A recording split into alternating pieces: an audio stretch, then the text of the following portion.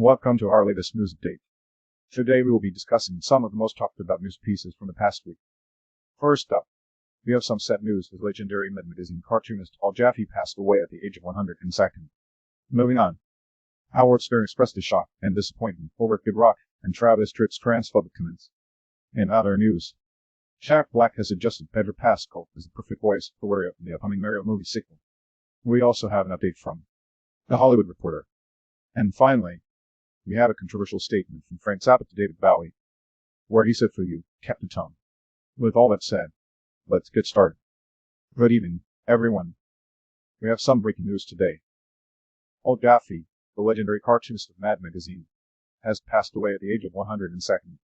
In this article from the Associated Press, we learn about Jaffe's contributions to the world of satire and humor. He was a true pioneer in his field. Whoa, 102nd years old. That's like older than my grandma. But seriously, Jaffe's a genius. I remember reading Mad Magazine as a kid and laughing so hard at slogans. He had such a unique sense of humor. Indeed, Jaffe was a master of his craft. His ability to use satire to comment on politics and culture was truly remarkable.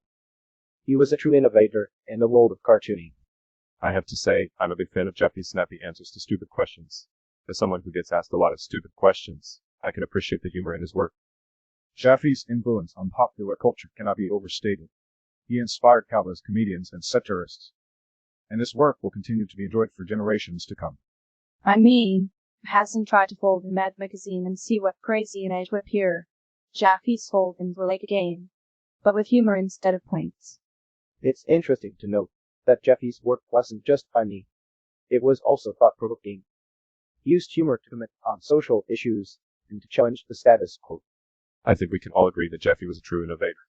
He was always pushing the boundaries of what was possible in the world of cartooning, and he did it all without the help of a rocket ship. Jaffe's legacy will live on through his work, which will continue to inspire and entertain people for years to come. We are grateful for his contributions to the world of humor and satire. From the death of a legendary cartoonist to the controversies surrounding Kid Rock and Travis Tritt, it seems like the world of entertainment is still full of surprises, and not all of them are funny. Well, folks, we have some breaking news today.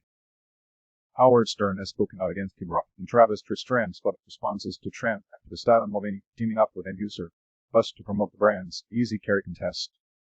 In this article from Billboard, Stern expressed his confusion over why someone cares so much about the issue. He even said he would like to interview the guy. What do you all think about this?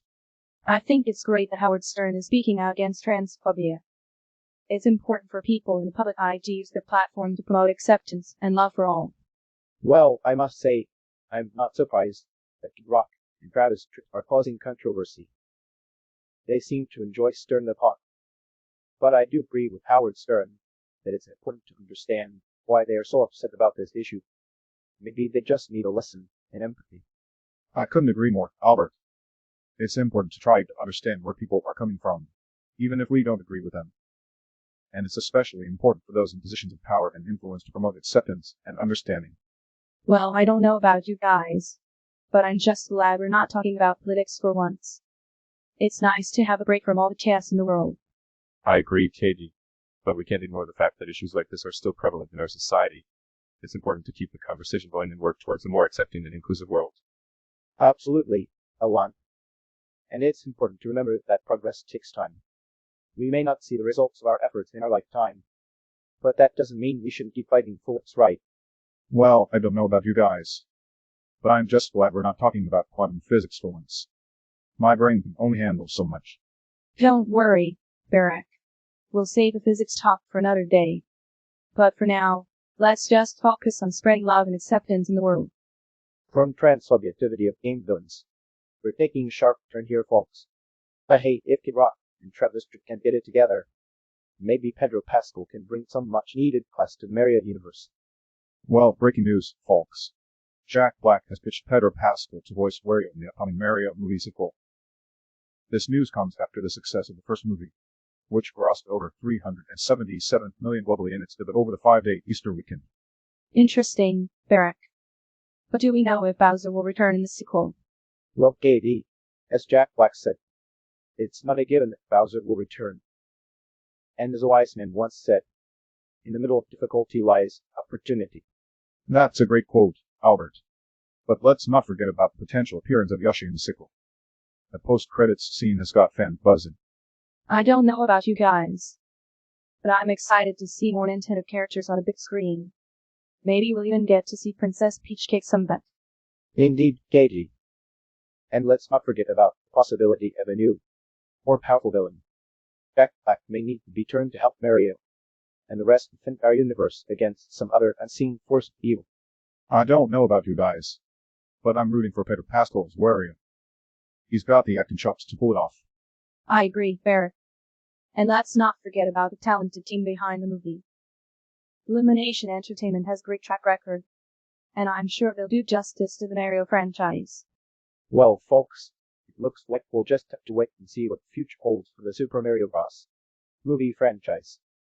But one thing's for sure, it's going to be a wild ride. And speaking of Hollywood, it looks like Pedro Pascal might be adding another iconic character to his resume. But will he be able to resist the urge to stomp on mushrooms and collect coins? Well, look who we have here. The Hollywood Reporter has some interesting news for us today. Bob Odenkirk, the Better Call Saul actor, doesn't seem to be interested in joining the Marvel Cinematic Universe. What do you guys think about that? I mean, I don't blame him. Not everyone can handle the superhero world. Plus, he's all about keeping things grounded and relatable. Can't really do that when you're flying around in a cape, can you? I agree with Katie. It takes a certain type of person to handle the fantastical elements of the Mickey. But let's not forget the importance of storytelling. Odenkirk's preference for smaller, more relatable characters is a good one. I don't know, guys. I think Bob would make a great superhero. He's already got the name for it. Bubman, or maybe Clausalius. I'm just saying, the possibilities are endless. Let's not forget that Odenkirk has already proven himself in the action genre with his role Nobody. And according to the director, he put in a lot of hard work to prepare for the role. That's dedication. Absolutely. And it's clear that Odenkirk takes his craft seriously. He's not just in it for the fame and fortune. He genuinely cares about the characters he portrays and stories he tells. In this article from the Hollywood Reporter, Odenkirk explains that he cares about this work more than anyone could imagine. It's not just about the action or the special effects. It's about the personal story behind it all. Well, I care about my work too, Albert. But I don't think anyone would want to see me in a superhero suit. Unless it's made out of space materials, of course. All jokes aside, I think we can all agree that Odenkirk is a talented actor who knows his strengths. And if he feels that the Mickey isn't the right fit for him, then we should respect that. It's all about finding the right balance in your career. And now, from the glitz and glamour of Hollywood to the profanity-laced feud between two music legends. Buckle up, folks. Well, breaking news, folks. We have a hilarious story from the past involving David Bowie and Frank Zappa. In this article from Boing Boing, guitarist Pedro shared a story about a silly encounter between the two legends. Apparently, David Bowie was looking for a new guitarist for his upcoming tour, and Brian Mills suggested he see the guitarist for Frank's band. And what happened next is just too funny. I can't wait to hear the story. I love both David Bowie and Frank Zappa. They were such unique artists. Yes, Katie. They were both geniuses in their own right. But it seems like their egos clashed that night in Berlin. I wonder if they ever made up. Well, according to the article, David tried to be cordial and complimented Frank's guitarist. But Frank wasn't having it, and responded with a very colorful phrase. Oh my, that must have been awkward. Can you imagine being at the same restaurant with your rival? It's interesting to see how two great minds can clash like that. But I guess it's not uncommon in the music industry. I have to say, David handled it like a pro. He even joked about it afterwards. That's the British way, I suppose. It's amazing how one person's recommendation can change the course of history. If Brennan hadn't suggested David see Frank's guitarist, who knows what would have happened? Yes, KD. It's like the butterfly effect. One small action can have a big impact. And in this case, it led to a hilarious encounter between two musical legends.